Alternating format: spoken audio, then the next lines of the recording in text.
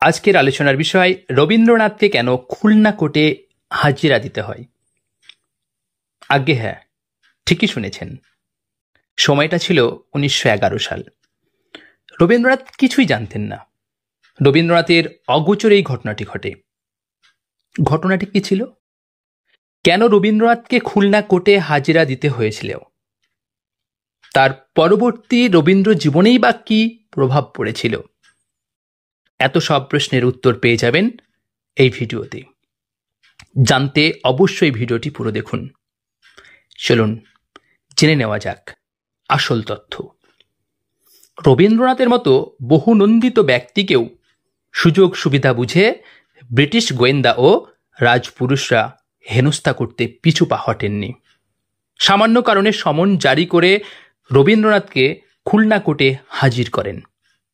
কারণ ব্রিটিশ শাসনকালে রবীন্দ্রনাথ ঠাকুরকে একটি নিষিদ্ধ বই উৎসর্গ করেছিলেন, তাই সেই ছিল অপরাধ। বইটির লেখক ছিলেন হীরালাল সেন।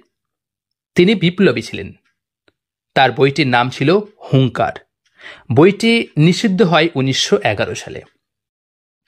কাব্যখানির জন্য হীরালাল সেনের জেল হয়। রবীন্দ্রনাথ জানতেন না বইটি তাকে উৎসর্গ করা হয়েছে।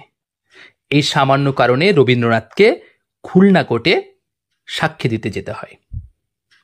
এই ছিল রবীন্দ্রনাথের কোর্টে হাজিরা দেওয়ার কারণ। কিন্তু তারপরেও কি রবীন্দ্রনাথ বিপদমুক্ত হলেন? আজ্ঞে না। তারপরেও রবীন্দ্রনাথের বিপদ পিছু ছাড়ল না।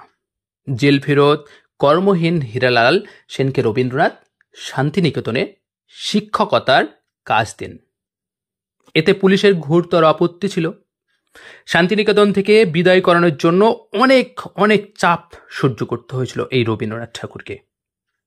তারপরেও রবীন্দ্রনাথ বিন্দুমাত্র কর্ণপাত করেননি। কিন্তু পরিস্থিতি প্রতিকূল হওয়ায় রবীন্দ্রনাথ বুঝলেন স্কুল ডাকতে গেলে হীরালালকে বিদায় করতেই হবে। তাকে বিদায় করলেন ঠিকই, কিন্তু তাকে সর্বশান্ত করলেন না।